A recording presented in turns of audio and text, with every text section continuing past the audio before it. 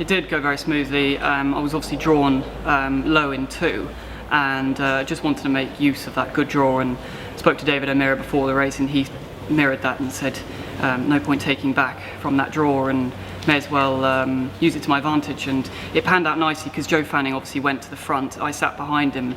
The pace was quite sedate, so it was always going to suit the horses on the front end.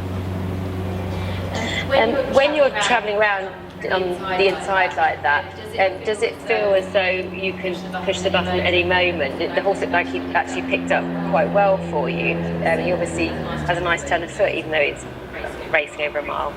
He's got very good turn of foot. He's a classy horse, and he's obviously been winning over 7 furlongs, so he's got a little bit more sort of speed on his side. And I suppose when you're on the inside, you are completely governed by the fact that those gaps aren't going to open, and you just have to sit and wait and hope something opens up. As we all know, Goodwood, often that doesn't happen.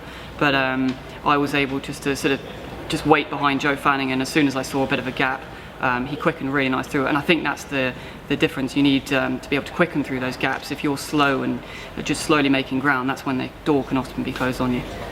And you've done a really low weight today as well. Was that easy for you, especially when it's such a warm day? Yeah, to be honest, my weight's very good, and now because of obviously the COVID situation and not being able to use saunas, we've got an extra £3 on top of that. So effectively, I'm kind of doing 8 stone 7 today. So that weight's not a problem for me. I'm lucky that I'm very light, so it was all good.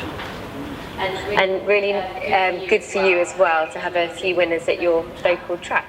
Yeah, great. As you mentioned, this is my sort of local track, and growing up around here, so it's fantastic to get some winners on the board. I've had a few close calls this week, which has been quite frustrating. Iconic Queen yesterday was just done a stride before the line. These things happen. This is the nature of Goodwood, but when it goes well, it's great.